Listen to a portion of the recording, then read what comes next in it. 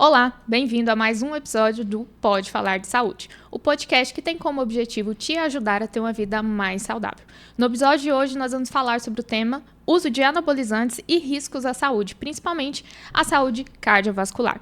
Hoje contamos novamente com a presença ilustre da doutora Andressa, cardiologista, e gostaríamos também de, antes de iniciar as perguntas, agradecer aos nossos parceiros, Olavo Sherman e Laboratório Biomed. Doutora Andressa, conta um pouquinho pra gente sobre quando realmente é indicado uma reposição de esteroides e anabolizantes. Amanda, oi pessoal, boa segunda-feira para todos nós, uma boa semana e obrigada mais uma vez, pela oportunidade de a gente falar de um assunto importante para a nossa saúde cardíaca, nossa saúde cardiovascular. E é um assunto que a gente tem visto tanto nas redes sociais e antigamente, o tal do anabolizante, a bomba, como é conhecido, acaba que ela tinha uma conotação já, assim, nossa, aquele ali usa bomba, esse usa bomba, a gente tinha uma conotação mais negativa, e hoje não, hoje está tão difundido, e são tantas pessoas utilizando, e já tem mais essa conotação de cuidado com a saúde, de reposição, eu estou cuidando, estou fazendo uma reposição hormonal, Então, é interessante a gente falar sobre isso, principalmente por conta das consequências ruins que tem trazido à saúde, principalmente de pessoas jovens, quantos jovens têm usado essas medicações. Basicamente, o que são os esteroides, anabolizantes, para a gente começar? Na medicina, eles são substâncias que a gente vai utilizar com o propósito de repor testosterona no organismo. Então, ele tem indicações precisas de reposição em cada condição médica. Mas atualmente, o que mais tem sido usado, como se diz, um uso recreativo, mais um uso com a finalidade estética. A pessoa não tem nenhuma deficiência de testosterona, nenhuma indicação de se repor a testosterona, nenhuma condição médica que traga essa necessidade de repor testosterona, mas há diversas pessoas fazendo uso, seja ir na academia e encontrar ali o colega da academia que consegue a medicação e fornece, ou mesmo hoje, infelizmente, tem muitos médicos fazendo a prescrição dessas substâncias, mesmo sem a indicação formal, a indicação, digamos que segura e saudável dessas substâncias. Basicamente, o que seria, as pessoas têm, se realmente aquilo ali é bomba ou não, mas assim, substâncias que seriam os esteroides anabolizantes, que se tiver ali na sua prescrição, o que você está usando é esteroide anabolizante, estanozolol, testosterona em si, a reposição de testosterona injetável, a nandrolona, oxandrolona, são todos nomes de esteroides anabolizantes que fazem aí essa reposição de testosterona. Mas quando realmente se tem indicação de repor testosterona? São condições pouquíssimas, são pouquíssimas condições que são necessárias. No homem, são basicamente quando tem sintomas, a gente chama de hipogonadismo. O que seriam esses sintomas? E a gente vai, nesse caso, dosar testosterona. Seria a diminuição da libido, diminuição de pilificação, uma fadiga crônica, uma fadiga intensa. Nisso aí a gente vai dosar a testosterona e outros hormônios e descobrir se realmente tem o hipogonadismo e qual é a causa desse hipogonadismo. E, de acordo com cada causa, fazer a reposição adequada. Agora, nas mulheres, o que tem acontecido muito? Eu pego pacientes no consultório que chegam repondo testosterona e aí fala que é porque dosou testosterona com outro médico e a testosterona estava baixa e aí ele passou a reposição de testosterona. Mulher tem testosterona baixa mesmo. A testosterona ali, o valor de referência da testosterona no corpo da mulher, ele realmente é muito baixo. A testosterona basicamente é um hormônio masculino, é o homem que tem a testosterona mais baixa. Mas aí eu vejo pacientes que vão ao consultório, às vezes o ginecologista, ou às vezes muito o que a gente diz hoje, o médico integrativo, e aí chega com sintomas de baixa libido, com fadiga, cansaço, e aí não, está faltando testosterona, e já prescrevem a reposição de testosterona para a mulher. Quem hoje, quantas e quantas pessoas não tem, não está cansado, que você perguntar no consultório que não está cansado, não está fadigado, não está indisposto, e principalmente a questão de baixa libido. Então, se eu for prescrever, não é indicação, esses sintomas não são indicação de reposição de testosterona na mulher. Na mulher, basicamente, você vai dosar testosterona e fazer reposição de testosterona, indicação formal mesmo, na medicina, pela endocrinologia, pela ginecologia, seria naquela paciente que já está na menopausa e que a gente já fez o acompanhamento, já fez a reposição, né, faz o tratamento correto ali da menopausa, e mesmo assim essa mulher continua com uma baixa libido, que a gente chama de desejo sexual hipoativo. Nessas condições tem indicação de reposição de testosterona, e não é reposição injetável. Esse caso é a reposição em gelzinho mesmo, a reposição dérmica mesmo da testosterona. Então, basicamente, o que pela medicina, né, oficial, pela medicina segura, pela medicina de verdade, o que tem de indicação de reposição de testosterona, tanto em homens quanto mulheres, são essas que a gente comentou. Muito interessante, né, doutora, nós esclarecermos essas indicações, porque cada vez mais as pessoas são tentadas a fazer o uso, principalmente da testosterona. E muitas das vezes de uma forma muito precoce, seja por idade, seja por objetivo físico, por exemplo, uma pessoa que iniciou a academia agora e já quer fazer uso disso, né? Então, nós precisamos saber essas indicações para não sermos tentados a cair no uso desses anabolizantes. Então, por que as pessoas, na verdade, são tão tentadas a usar? Tem alguns efeitos assim visuais? O que causa tanta tentação nas pessoas para fazer o uso desses anabolizantes? Exatamente, Amanda. Né, a gente não usaria, né, se não tivesse aquele benefício imediato, né, se não fosse tantas promessas que realmente o anabolizante traz, né, no nosso organismo.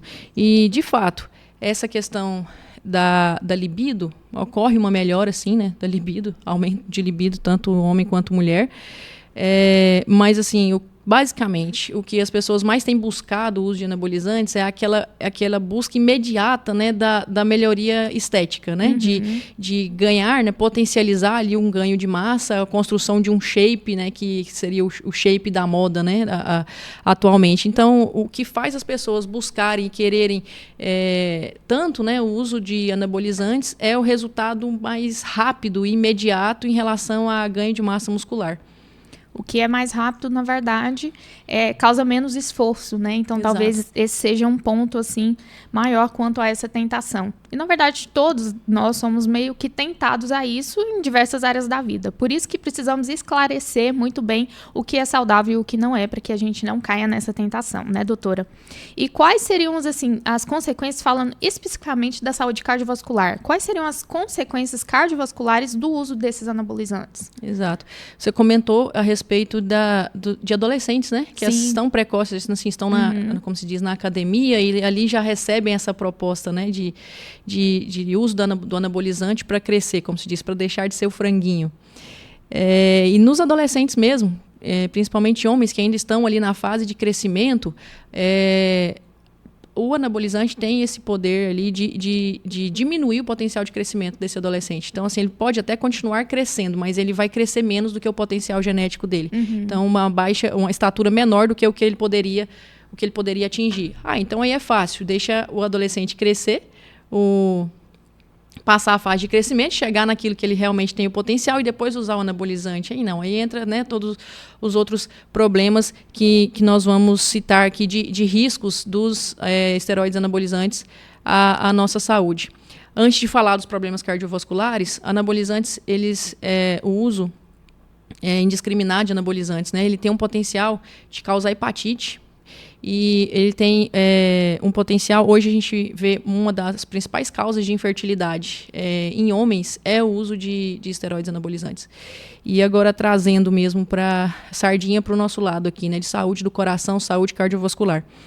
Extremamente comum no consultório, pacientes jovens que chegam para mim hipertensos, antes, né, com saúde normal e que chegam hipertensos, né, preocupados ali com essa questão da hipertensão, que a gente vai investigar, está fazendo uso de esteroides anabolizantes. Então, na saúde cardiovascular, os anabolizantes aumentam a pressão, e aumentando a pressão, todos os riscos aí de uma hipertensão, né, que é um crescimento, né, do coração, causando uma insuficiência cardíaca, né, danos, né, do endotélio e aumento da chance de infarto.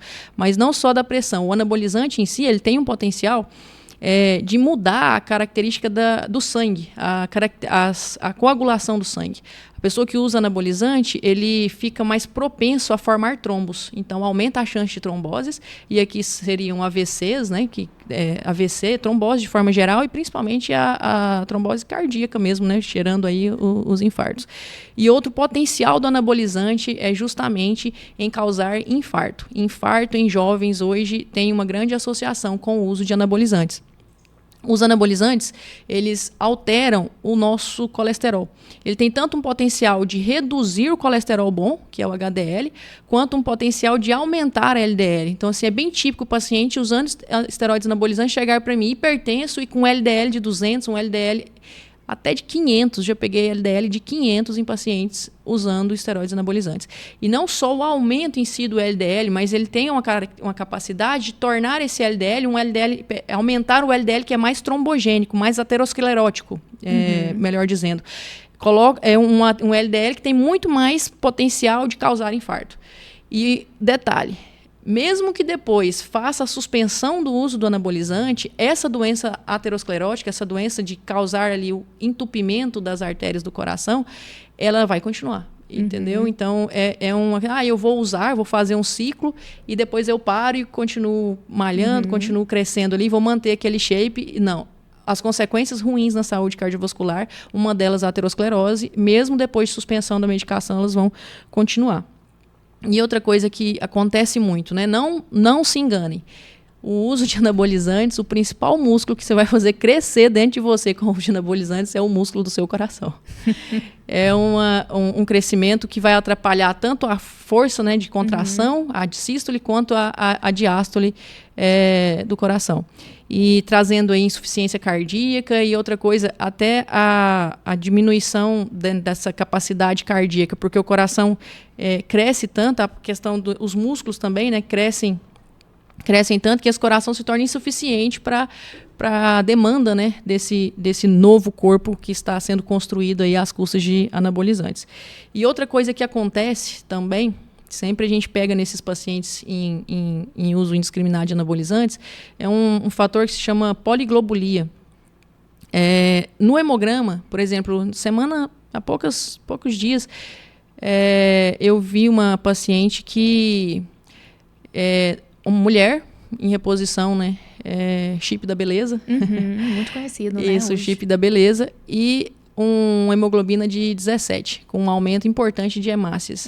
E um LDL já na faixa de 200. Então, vai agregando fatores, né? Aumenta a coagulação, aumenta as células do sangue, um LDL, né, ruim, alto, isso tudo vai formando, agregando fatores, predispondo essa pessoa a ter infartos e outras doenças cardíacas com mais frequência do que o habitual.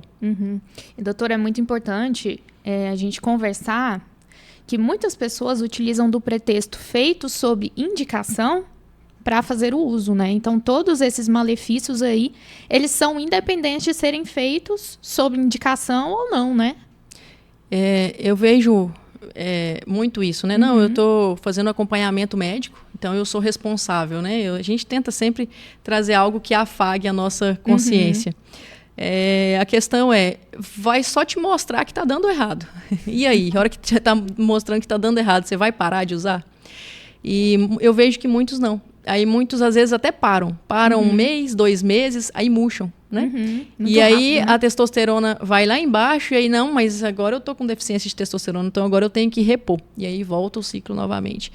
E então, acho que como se diz, um abismo chama outro abismo, né? Como a Bíblia diz. Então, algo... E igual eu falei, às vezes tem essa falsa ilusão. Eu vou fazer um ciclo, vou crescer e depois eu continuo na academia, né, fazendo a dieta corretamente, fazendo a musculação, e aí eu vou manter aquilo ali. Não como se diz, é um caminho quase sem volta, porque mesmo que depois você pare, essas consequências ruins para a saúde, principalmente cardiovascular, algumas vão se manter, mesmo que cesse o uso. Então, essa questão de, eu estou fazendo o acompanhamento, eu faço eletrocardiograma, eu faço outros exames cardíacos e doso o meu colesterol, ela vai afagar um pouco a nossa consciência, mas deixar de ter os danos não vai deixar.